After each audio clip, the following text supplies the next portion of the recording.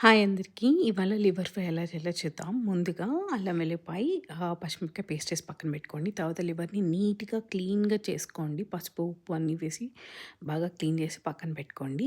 ఆ తర్వాత ఒక ప్యాన్‌లో షజీరా, లవంగం, యాలుక్కాయలు, దాల్చిన చెక్క మీ దగ్గర ఉన్న మసాలా స్పైసెస్ యాడ్ చేసి ఫ్రై చేసుకోండి. Basic masala, not biryani masala.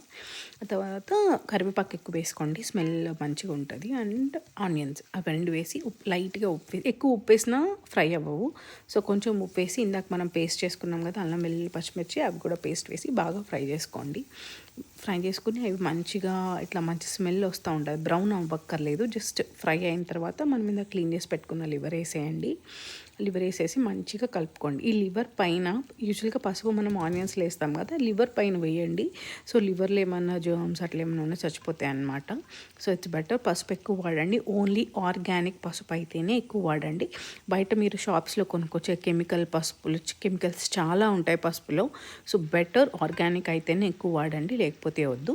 ఆ తర్వాత కారం, ధనియాల పొడి, జీలకర్ర పొడి అన్నీ వేసి బాగా ఫ్రై చేసుకోండి. ఆ మసాలాలన్నీ లివర్తో పాటు ఫ్రై అయిపోవాలన్నమాట. అప్పుడు పచ్చివాసన పోతుంది అండ్ లివర్కి కూడా ఆ ఫ్లేవర్ తగిలి లివర్ స్మెల్ పోతుంది అనమాట. యూజువల్గా నేను ఆనియన్స్లో వేస్తాను, బట్ లివర్ పైన వేసాను ఎందుకంటే ఆ ఫ్లేవర్ లివర్కి కూడా బాగా పడుతుంది కాబట్టి. సో అట్లా బాగా మూత పెట్టి మగ్గించుకోవాలి. మూత పెట్టి మగ్గించుకుంటే బాగా మంచిగా ఫ్రై అవుతుంది. మీకు నచ్చిన కన్సిస్టెన్సీ వచ్చే వరకు ఉంచుకొని కట్టేయడం.